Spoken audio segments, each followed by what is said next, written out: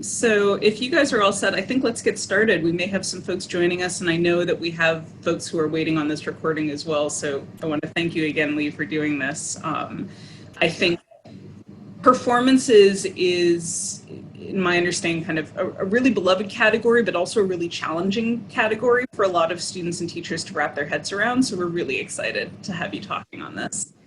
Let's start. I think everyone here knows who we are, so we can make this pretty brief, but in case we have a future audience watching this, my name is Kate Melchior. I'm one of the co-coordinators for the State of Massachusetts History Day competition, and also the Assistant Director of Education at the Massachusetts Historical Society.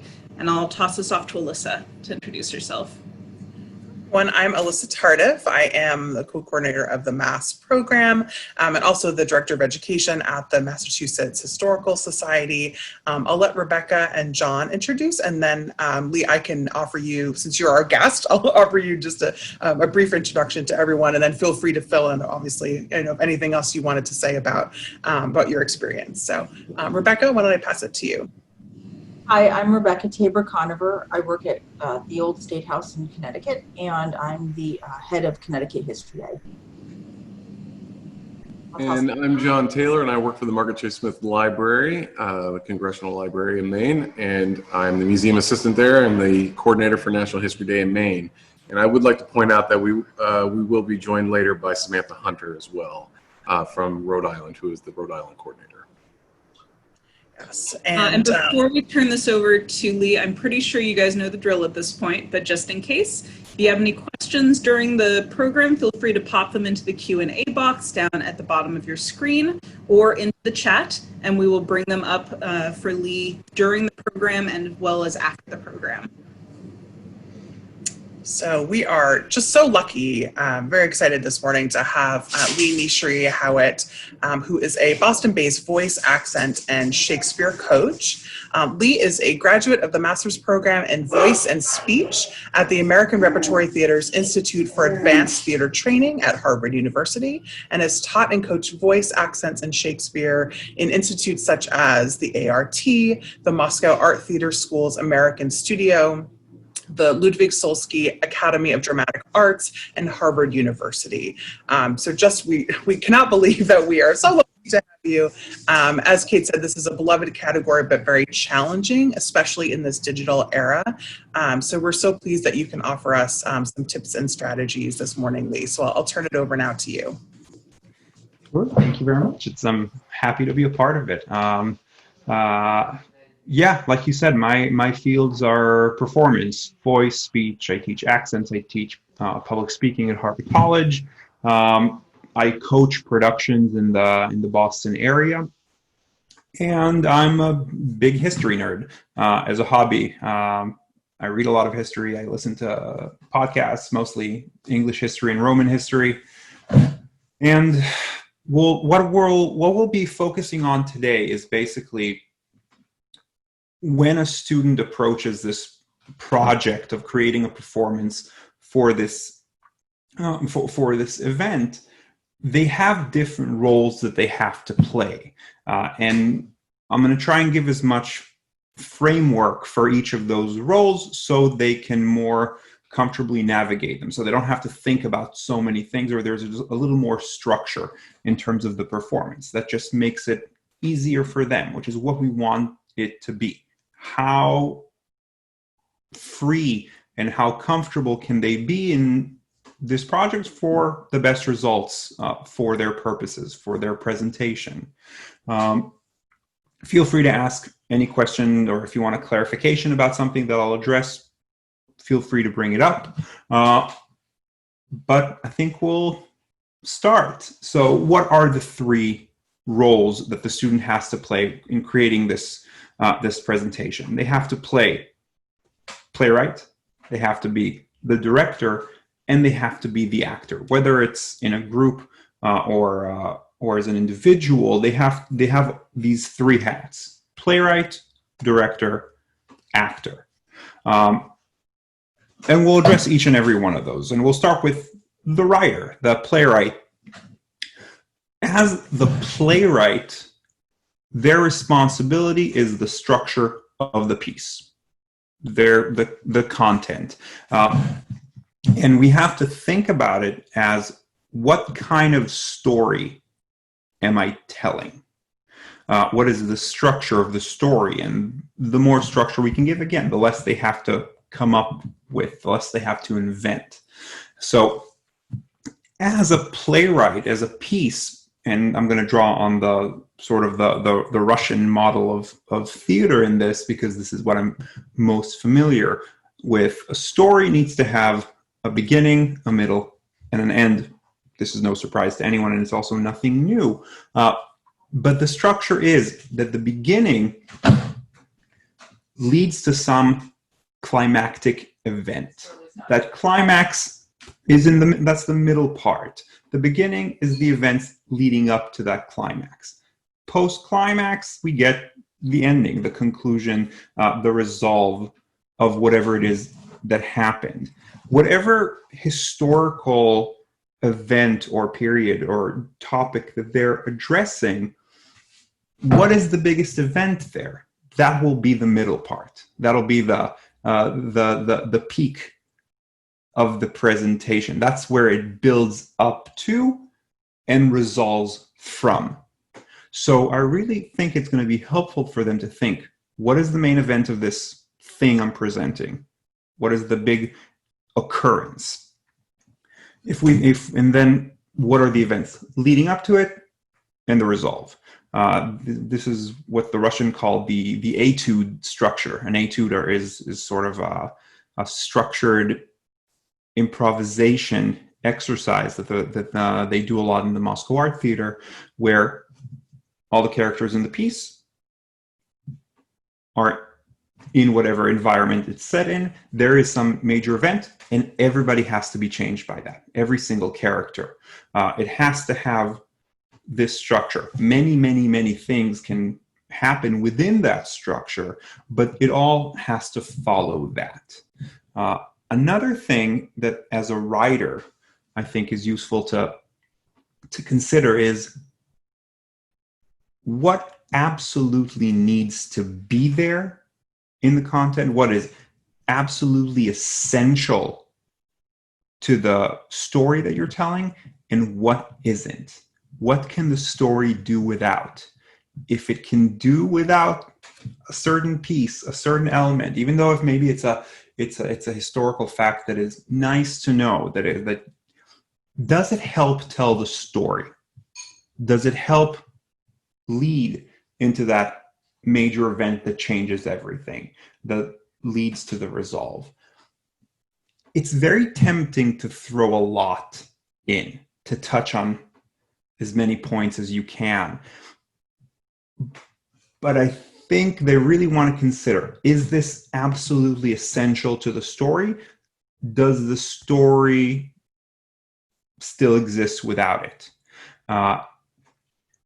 The more precise and the more to the point they are, the easier it is to act, the easier it is for the audience to follow. I think there's I don't know if I'm directly quoting Michelangelo or if I'm distorting something that he said, but there's, I don't know, it could be apocryphal, that he said that when he's sculpting, he looks at a piece of stone, sees the statue, and removes everything that doesn't look like the statue. It's the exact same thing. What is absolutely necessary for the story? What can I do without? And I think that being go for the sharpest knives, the sharpest weapons that you have in telling this story. What are the things that gripped you most when you were reading this part of history? The thing that made you interested in wanting to present this particular thing? What can you do without? Very important, just to tell a concise story. In terms of the event, why was it so significant? Sometimes there are a few events, a few major events, when you talk about a historical period. But what is the most important one? What does a story depend on? That's going to be important for the climax. And then as a result, the resolve of it, how is everyone affected?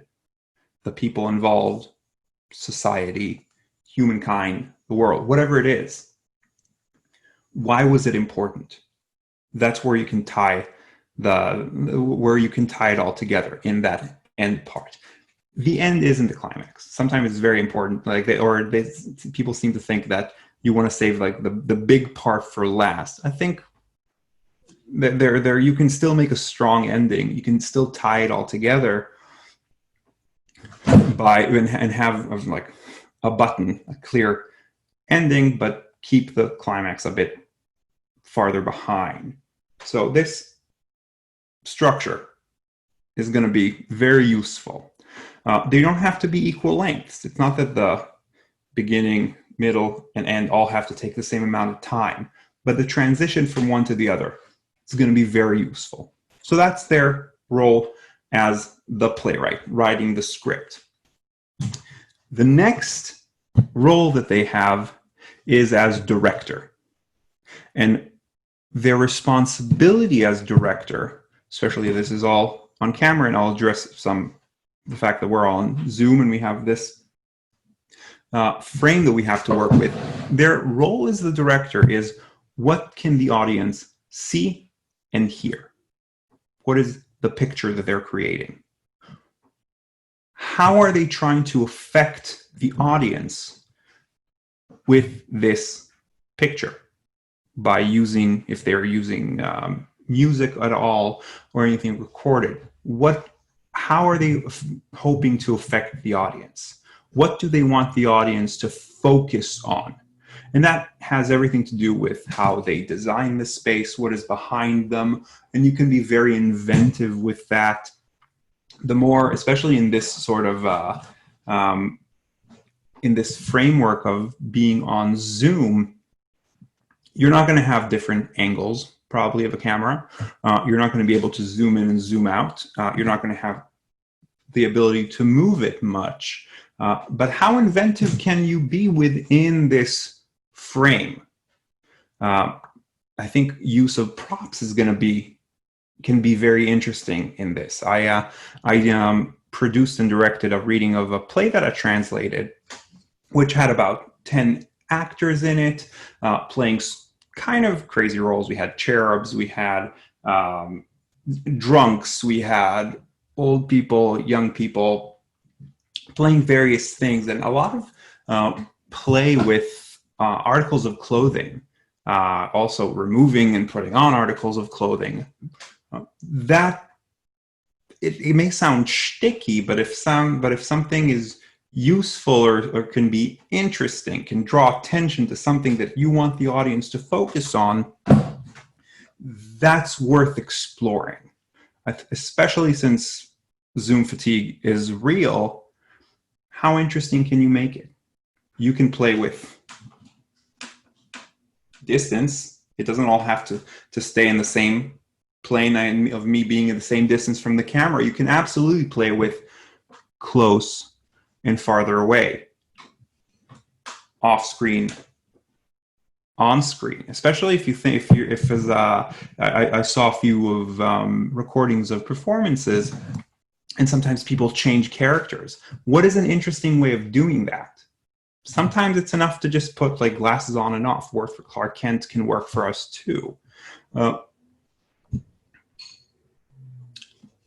Know that the closer you are to the camera, the less gesturing you can do successfully, because the closer I am to this, whatever I do with my hands is going to be very big, very noticeable, and probably a lot. So you want to play around with size of gestures and explore what it looks like. You can use a camera to just, in every computer there's a camera app that you can just look at it and play around with it. What happens when I'm this close? When I'm this close? If I'm over here? So as the director, what is the picture you're creating? What is the flow? Entrances, exits, everything that the audience can see, everything that the audience can hear. And again, just like with the playwright, is it necessary for the story? Does it make a point? Does it help make a point? Is it just there because I thought it would be nice? Consider your choices. It could be helpful. It could be distracting. If it helps tell the story, great. If it's just there because you think it's cool, but it's not really connected to the story, maybe it's not necessary. Maybe you can do without. You can do a lot of inventive, simple things. And I think simple in this confines is going to be incredibly useful. That's what I have to say about director. The next part, which is the actor, is the part that is most relevant to me because I mostly work with actors, not so much with directors, not so much with playwrights.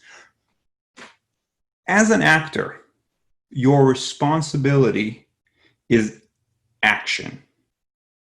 And what I mean by action is that you're always doing something to change the audience.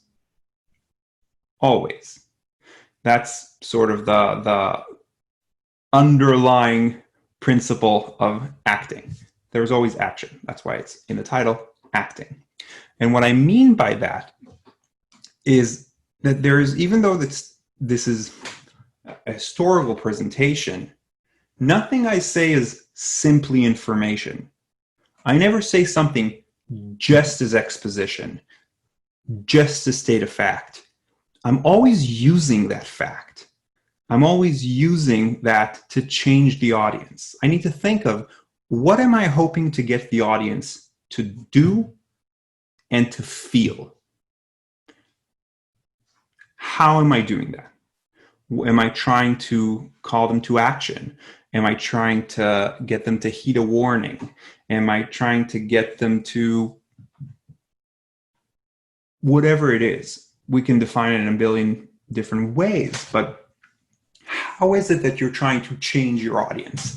There's a great English director named Declan Donnellan who did a lot of work in England, in Russia, and he has in his book he writes, every line of text that the actor has is an attempt to change another person. Are there exceptions? No. So nothing is just information. Even though it is information, it's never just that. I always try to think, am I trying to draw the audience in? Am I trying to inspire the audience? And am I trying to get them behind me, join my cause? Whatever it is, we really want to think about it in verbs, because verbs are active, trying to get them to do this. It's also useful to think not just with every piece of information, but what am I trying to get them to do with the whole piece? Action also has to do with the playwright, also has to do with the director. How am I trying to affect the audience? Something I should have mentioned before in terms of using this the camera. You can use the camera directly as your scene partner. You can look into it. It helps in this format to create connection with the audience. I don't have to always focus and laser focus on the camera and always maintain eye contact. But in this format, I think it's very, very useful. I always want to take into consideration my audience.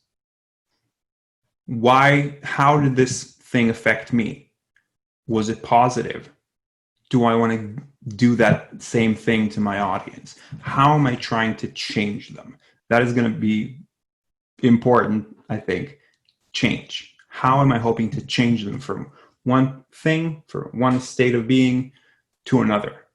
Can I get them behind a certain cause? Now, especially in this sort of project, the intellectual aspect of this work probably gets most emphasis. I think about the history a lot. I'm really doing my historical analysis. I'm getting all my facts right, and my dates and the people. And it's very easy to sort of neglect the kind of the work that an actor needs to do in preparation, which is the physical work. What is the physical work that you're doing in order to get ready for this project, for this performance? What kind of warm-up are you doing? Because speaking to another person, acting, whether it's public speaking or on stage or on camera, whatever it is, when we stand in front of other people and we speak, it is a physical skill. It is a physical action that we're doing, and we want to treat it as that. And we want to do the physical prep that is required for us to do that successfully. So I really think it's important that you tell your students to warm up physically and vocally before doing that, before recording, especially if they're going to do several takes, meaning that it's going to be probably physically exhausting for a bit, or at least physically taxing. What kind of physical preparation are you doing? I want to put our actors in the best position for this task. So what kind of stretches do I need to do? Do I need to do some vocal warm-up, a bit of it doesn't matter if it's scales or if it's get them to move their body, get the story in their body, so they don't have to just think that it's all here. That part here is going to be important, absolutely, but it's the embodiment that makes for a compelling presentation. An actor tells a story with their body and their voice. So how am I getting myself to the point where I don't have to worry about it, about my voice being like cracking from the stress? Because this is a stressful thing to do. Because I mean, we need to remember that speaking in front of an audience doesn't matter that it's just recording on my computer. I know that there are people on the other side. Speaking in front of other people is something that is, in a way, unnatural for our primate mind to do. And back in the day, if all eyes were on us, that meant we were in danger 10,000 years ago. If 10 people, if 100 people, if 3,000 people are watching me, it meant I'm in danger, and our body still responds to it as if it is. It triggers fight or flight responses. The thought about speaking in front of other people. So how can I calm that part of my brain that tells me that there's danger? Because what happens when fight or flight mechanisms trigger is that our heart starts pounding, our breath becomes more shallow, our body produces more adrenaline, because it thinks we need to either jump into the fight or run away. Now, I can't control my heartbeat directly. I can't control the production of adrenaline in my body, but I can affect my breath. I can ask my breath to send an opposite message. I can ask my breath to deepen and relax. And when I do that, I'm breaking the feedback loop. So my heart rate goes a little down. So less adrenaline is produced. So that's why the physical preparation is going to be very important. Have them do their favorite stretches, especially everything that has to do with the torso, with the muscles around the shoulders and the neck and the stomach. It would really help them to be less nervous about the task, especially if these are not necessarily the students who do all the theater in their school. My guess is that there is some sort of, like in the Venn diagram of student actors and the people who go into this, I'm sure there are people in the cross section, but that's not necessarily the case. So if this is a stressful situation, that's even more important to do the physical preparation. warming up your body, whatever it is that you like to do that. There, you can, if you do yoga stretches or whatever it is that you find helpful, or anything at all, whatever puts them in their own body. Because when we think that we perform, especially if all I think is this is information that I have to that I have to deliver, it's going to be somewhere here, and it's going to use a small part of my voice, and it's probably not going to be very engaging. When someone is released, when a performer is relaxed, it gives me, as the audience, permission to relax as well. And then I'm in a position where I'm more likely to be affected by what you have to say. I'm more likely to be moved in whatever direction you're trying to move me in. As they perform, as they consider the performance, it really is important also to keep in mind, why are you excited about this? What about this is thrilling to you? About this history that you're exploring, about the story of people. Always keep that in mind. It's very useful as sort of a handrail to keep me engaged. So in terms of the performance, I'll just repeat what the points I was making is everything you do is an attempt to affect the audience, to change them. Everything you say, nothing is just information. And what kind of prep do you need to do? In terms of rehearsals, what do you do when you rehearse, or at least what is the focus of rehearsal? It's not to get the lines right. You have a script, but the point isn't just to get it right because there's a right way to do it. The point is to be able to do it relaxed. The point is to get them to be able to do it where they don't have to think about what is the thing that happens next. It's not, learning their lines is sort of the bare minimum that they have to do. Because the more they are prepared, the less they have to think. The less they have to think, the more physically released they will be. And that brings me back to what I said about the audience. So the more they rehearse, the better. Not to sort of solidify this is the correct way to do it. Allow play. Things happen slightly differently. I don't have to say everything exactly the same way every time, even if what I am saying is the same line. I'm not telling them to change a line, especially not when we need to get the facts, the historical facts right. But practice enough until you can't get the lines wrong, and then rehearse. Then you are in a position to make discoveries, interesting things in the moment, things to help you change the audience. The audience wants to be changed.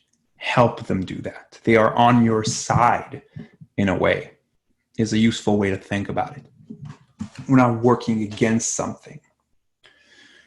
So that's, as a whole, is the things I think that would be helpful for them to focus on. As a playwright, what is the story that I'm telling? What are the distinct parts? How does one lead to the next, and then the resolve? As a director, how can I help tell that story? What can I put on screen? What can I use to engage the audience more? What interesting choices can I make to help tell the story? If the choice is just independently interesting but is not connected to the story, it's unnecessary. What helps tell the story? And then as an actor, that's the hardest job, by the way. The director will have done their work, the playwright will have done their work, but as an actor, that's me there out in the open. Then I have to remember, everything I say is an attempt to change the audience. And I need to be clear as to what direction I'm trying to get them to go. And what are the things that I'm trying to do to help them get there. Attach verbs to things. In this section, I'm trying to get them riled up. In this section, I'm asking for their help. In that section, I'm asking them to follow my lead. Whatever it is, it's going to be different with every piece and whatever it is that I'm trying to do. But I really want to encourage thinking in verbs. That will make a story active.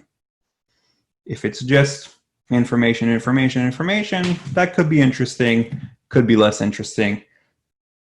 But even if the story that you're telling me is not something that I personally consider the most interesting story or the most interesting part of history to me, in my own personal opinion, if you tell it in an engaging way, it will be interesting to me.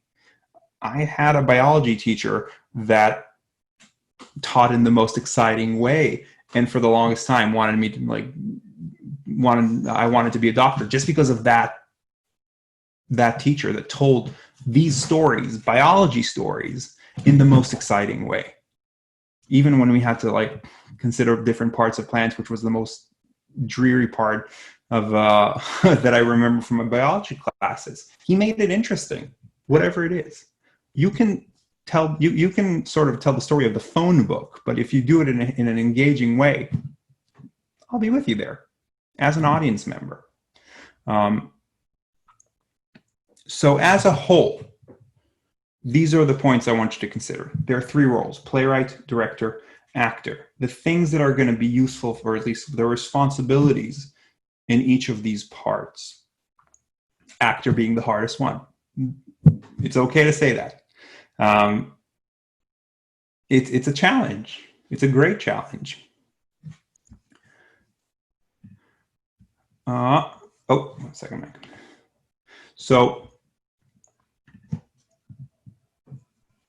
I think that's where, in terms of the points I wanted to cover, I think this is what I wanted to say. But if you have questions about any of these things, anything that could help, if I can clarify something that I said, or whatever it is, I'm happy to address that. Thank you so much, Lee. This was really great. I don't know if you know when you're reading a book and you find yourself highlighting every line. I was just taking notes on basically everything that you were saying. So I know it looks like we've got a question. Do you have suggestions specific to kids doing an individual performance versus a group? Yeah, I think that in terms of the goals, they're exactly the same. I think it's just that the more comfortable the individual can get with the camera and looking at themselves, the better, because nobody likes that off the bat. When we hear the sound of our own voice, all of us, it doesn't matter who we are, our initial response is, oh, no, I don't sound like that. So I think practicing, getting comfortable with being alone in a space, getting mastery of the whole thing, because you don't have another person to bounce things off of, it's really important for the individual to find the things that they take things off of, whether it's a prop or the camera or whatever it is. Their focal points are going to be very, very helpful. To tell them inspiration, I don't have to sort of find something that comes up. I just need to know what I'm taking things off of. It's a harder task because the responsibility is all on you, but it's probably going to be very individual for the student. Some students are going to be more comfortable with that, some not so much. But I really want them to think about it as, then you're just the individual telling the story. Tell it in different ways. Find the thing that you feel most comfortable with. Is it like telling a story around the fire, or is it performing in front of your family, or whatever it is? How do you frame this experience in a way that is comfortable for you specifically? Because you don't have to take anybody else into account. You don't have to find something that works for 2 people or 3 people. What best helps you? You can be selfish with that. You can find what it is that puts you in the most comfortable place to do all this. You can also I don't know, place things off camera that will like make you calm. If there's an object, something that you like that in your room that you can put within view, that you can look at when you need sort of reassurance. It's you can be very sort of individual with this. What can I put in the space that helps me? How do I make this the easiest thing for me, that I have to think about things the least?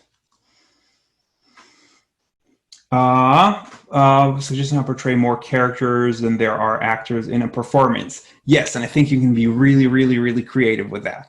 I think that playing around with different voices is a lot of fun.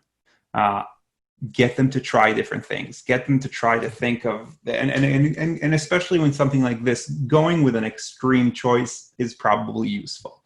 So think about characters that you like. Whether like if it's a cartoon that you like that you can take inspiration from, or if you think of a person that you know that you like their voice, something. If you think of the characters in your script, who do they remind you of?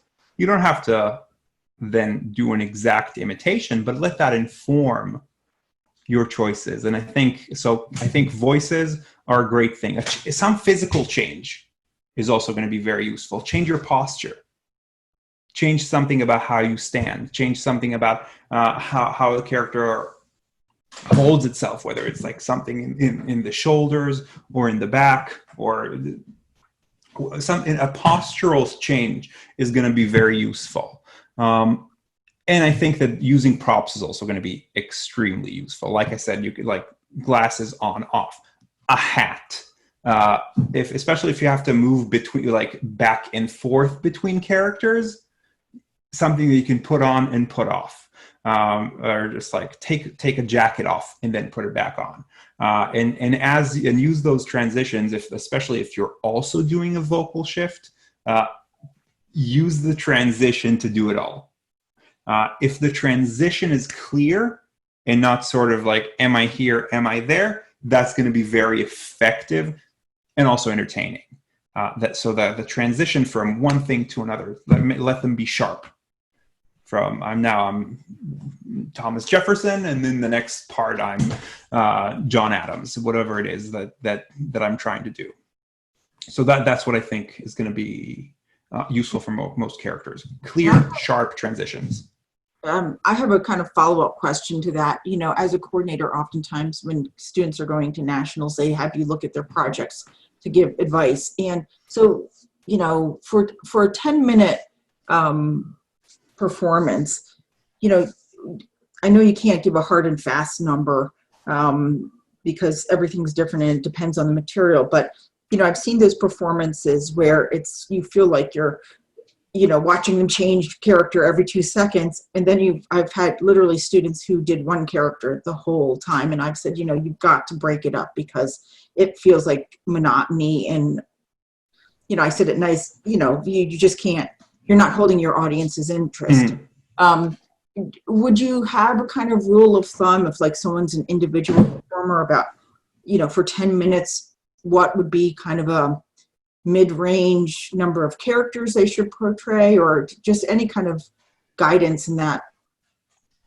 Yeah, I think it is sort of hard to give a rule of thumb because it is going to be very, very individual, but they can also, even if they have a very limited amount of characters, the way that they structure it, you can also just find a structure that gives you like a narrator and then a character in the story, or some sort of structural thing that helps with that. You can be very inventive. Are you telling this history as a story of like, I don't know, a mother telling a story to a child and then jumping into the story? There are a lot of frameworks that could work. And I think it's a lot about think of the changes in the story. I think at least if you're the transition, like I said, beginning, middle, and I think that's sort of a minimum. So 3 characters, I think, could be a useful thing to sort of maintain variation. I think you can do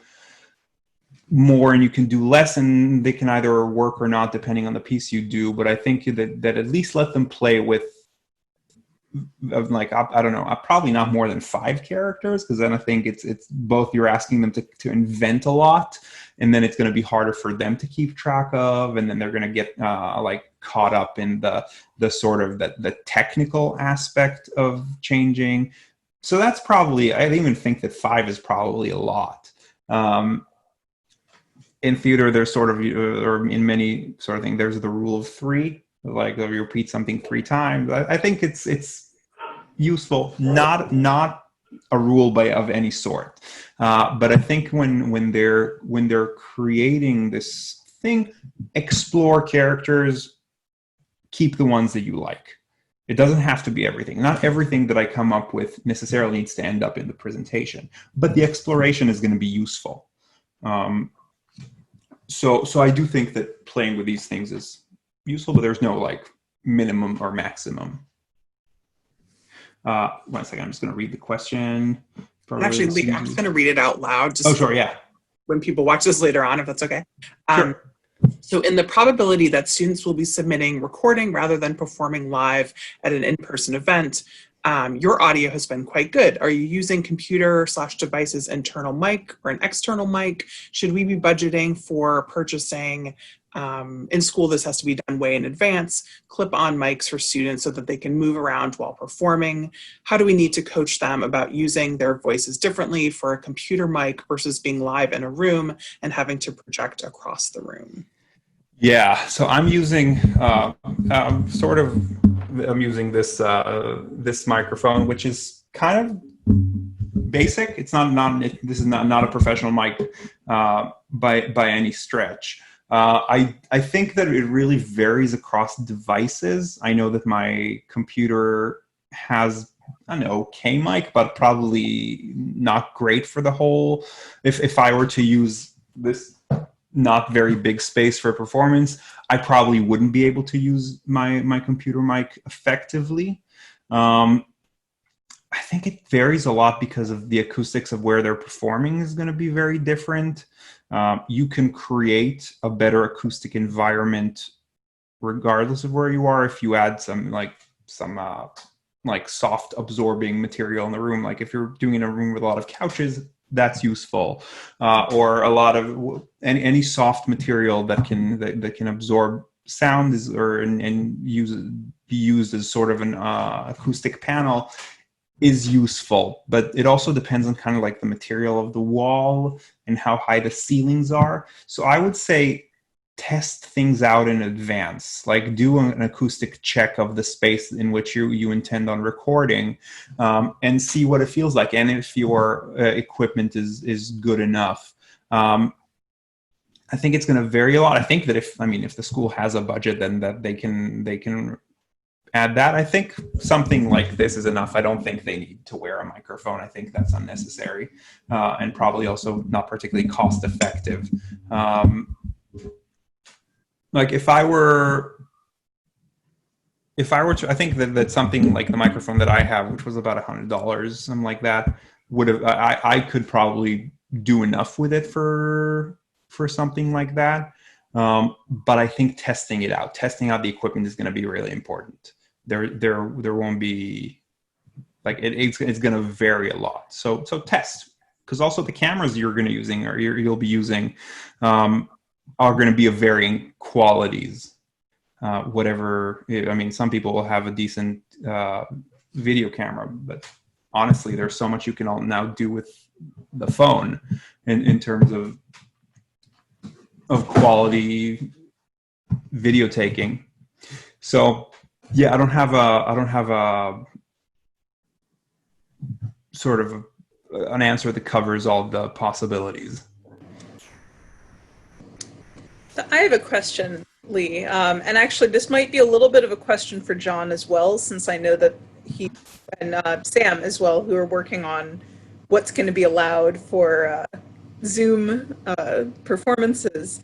But I'm just thinking of some of the ways that I've seen folks using Zoom to kind of create and be a bit more creative in performances. So I have some friends who put together musical sketch where they were wandering through different scenes of Boston, right, by using different Zoom backgrounds.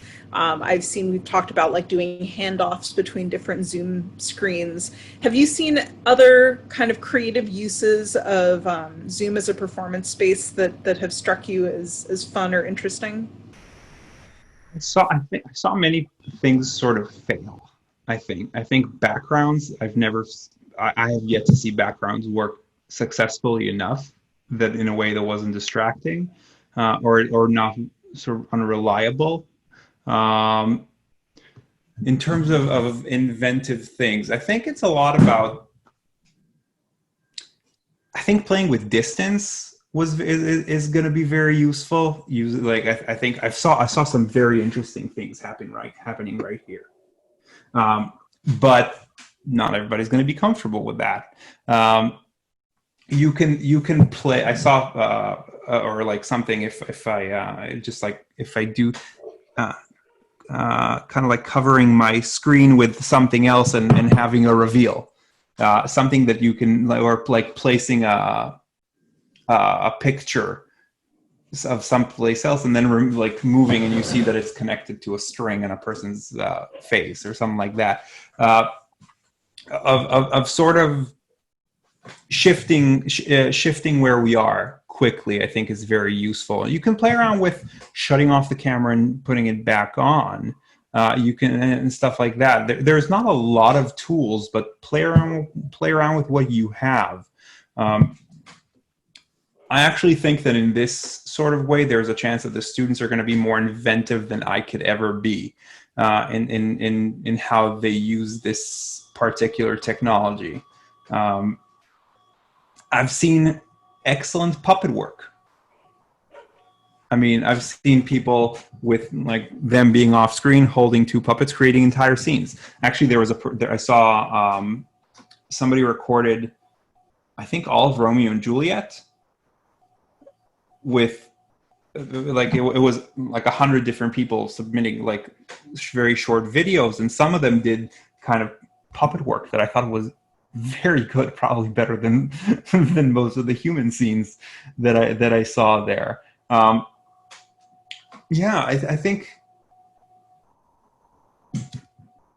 finding surprising ways to use this, of using on camera and off camera things. I can also think of, like, if this is the space that I've established and I'm moving away from that space for something else, and then I move back to a picture of the space, but something else behind, and then remove the picture. And then all of a sudden I'm not where I expected I was. Something like that could be interesting. I haven't explored it enough myself to sort of have a collection of tricks that I like. But yeah, puppets. I think puppets were great. I guess part of this also too will depend on what the rules are for performances, whether the students can like stop the camera to change things or if it's got to be continuous. But I love these ideas. I also just wanted to comment how much I loved this presentation, but especially one of the things that struck me so much was when you were talking about having to choose and having to pick and discard ideas because there's so much there. And, you know, when we talk with students in all of the categories, right, there's the idea that you have to kind of form an argument and you have to focus in on something, and you can't just have everything in the kitchen sink. And I think sometimes that can be easier to think about in the context if you've got your thesis in an essay, but it does work the same way in a performance. Absolutely. So, thank you. Yeah, and I think actually Lin-Manuel Miranda said something about that some of the, I think that the Satisfied from Hamilton, he basically structured the song in the way you write an essay, where you have you have a thesis, then you have your arguments and a conclusion, and she even says like number 1, number 2, number 3. So I think it absolutely, because writing an essay is also storytelling. There's no difference between if I'm telling a story using my body and my voice. It serves the same purpose. I still am telling a story. I think all art forms is that. So I think they can use the structures that they know and apply it to performance. I think sort of like the guidelines still work, especially if you know them very well. You can also bend them, but you have to know them very well first. So I think we have time for one or two more questions. If there are any other questions from teachers, we'd be happy to take those. I do want to piggyback on something you said about puppets, because a few years ago, I actually had a student in the performance category here in Maine, actually brought in a bunch of different puppets and did a Comedy Central type roast of Margaret Thatcher using puppets, and it was actually very, very creative, and it won first place and went on to the national contest. And so it is one of those things where that's the beautiful part about this category, is you can get very inventive and very creative, and I'm actually looking forward to seeing what students will be able to do in this format this next year. And yeah, I wish I saw that. It sounds awesome. I know. I wish I had a recording of it. yeah, we had a group. It was a single student who also did a puppets. This was a couple years ago, and it was on Sesame Street. And so they at nationals they had kind of I know, and I don't have a recording. I only have a picture, Kate. But they had kind of a box where they would kind of do a narration part and disappear behind that, and then have the Sesame Street puppets, and it was really pretty effective and neat. I think I'm excited that students will be able to use Zoom with the performance category, because I think, we certainly had some of our performance students drop out because they didn't want to just do script writing. But I think I can't wait to see the creativity that comes with this. Yeah, I think it's also important to tell the students what do you do that you like that could be useful, like drawing things, using things like if you're an arts and crafts kind of thing. What can you use that also will be very individual to you? And that could serve the story? Because another thing that I think is important to tell them, the most interesting thing about your presentation is you. It's not the story that you're telling. The story that you're telling is interesting because you're telling it. But what is it about you that you'd like to share with us? What, like your interest, your engagement, that is the thing that will move us as an audience. You still have to abide by the guidelines. Your history still has to be damn good in order to do this. But it's not about the history. It is about you and why you found it interesting and why you want to share it with us. The thing that will make a presentation engaging is how much of you I see in it. So if you have a hobby or you have something that you enjoy doing, is there a way to include it? It'll also make you more relaxed in the performance because it'll be something familiar there. It'll be something that you can hold on to that you, I don't know, believe in, or that you're confident with. And if it's, I don't know, you can create, if drawing is your thing, you can have scene changes by showing us different drawings and then moving it off camera and into the scene. It can make the transitions be very, very entertaining. And that's just one example. Do you play an instrument? Do you rap? Whatever it is what are your interests and the things that you enjoy, and is there a way to include them? Because I think that really makes for interesting presentations, interesting performances. Yes, long before Hamilton, I actually had a student do a rap over the Whiskey Rebellion. So again, being creative like that, I think, is fantastic, and I love seeing it from students. So I have one last question, unless anyone else has anything. So Lee, I'm just sort of imagining this year when students want to do a performance and they want to work with a group, they may not be in school, they may be doing remote learning. So they're doing all of their, either FaceTime or through Zoom, that's how they're meeting to kind of talk about their performance. Do you have any suggestions for how to kind of like specifically like what platform to use to actually create the plans for this, and sort of any strategies for being a co-director if you have maybe 2 or 3 students who are trying to decide on the overall vision, and how do you actually like trade plans for that, if that makes sense. I think having a shared document that you can throw ideas in, something that they all have access, you can do it on Google Docs or something like that, that sort of a live document that they all have access to, that they can contribute to, they can share comments on those things and replace ideas that they can do. Like, so using sort of a live document, I think it's very useful. Also, then in creating a script that could be useful, it can say, oh, this line, I think it could be interesting to do this. Another document for brainstorming, of just throwing ideas on that they all can see, that they all can edit. But doing that while talking, not just through the document, because is going to be sort of a cold, remote, disengaged thing. But if you have sort of a brainstorm meeting, like through Zoom, whatever it is, I'm sure they know more platforms than I do.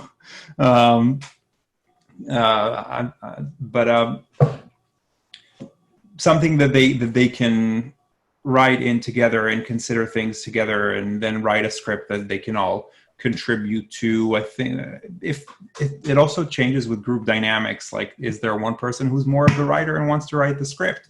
Is there one person who wants to direct more? That could be useful to have sort of like, especially if you have more than one person, share those different hats. It's going to be very important, though, not to direct each other in a scene, unless there's someone who's the designated director, because that very quickly can become, notes can be taken personally. And I think that's something to avoid.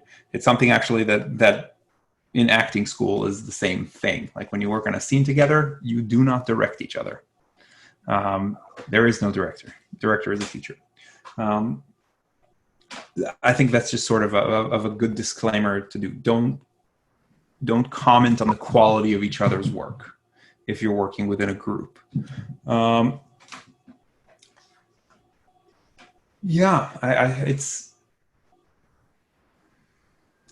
I don't have a specific platform in mind other than Zoom plus Google Docs. That's just the thing that I found the easiest to do. It's how I still hold meetings.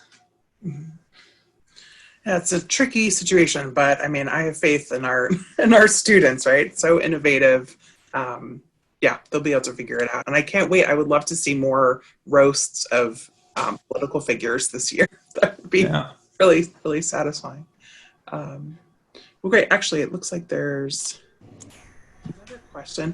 My performance students found the script for nationals to be a very thorough document and forced them to consider a lot more of the directorial elements than their normal self-made script. I'm not sure. A script that somebody else wrote for a nationals presentation, or something that the guidelines were more than what they. Yeah, I think it's about the guidelines. Coordinators. Oh, right. Yeah, I think it's about the, I'm assuming it's about the template about students needed to fill out, which was basically explaining their, the script template. So it was basically a template that students filled out describing their background scenes, what props they'd be using, and kind of asking why they would be using those props. Because they weren't able, judges weren't able to actually see the performances. They were basing it just off of a script. They wanted to know as much as they possibly could. So is it still, do you know if it's still going to be a requirement or not so much anymore? And now that they will be able to see. If they're going virtual, it will be a requirement. Actually, Samantha knows a little bit more about it than I do, because she's been working on that template. So. Yeah, I can hop in with that. So this year, if there will be virtual competitions, we will allow students to send in recordings of their performance. Last year, it felt a little bit more like a script writing category than a performance category. So we want to, still be true to that performance.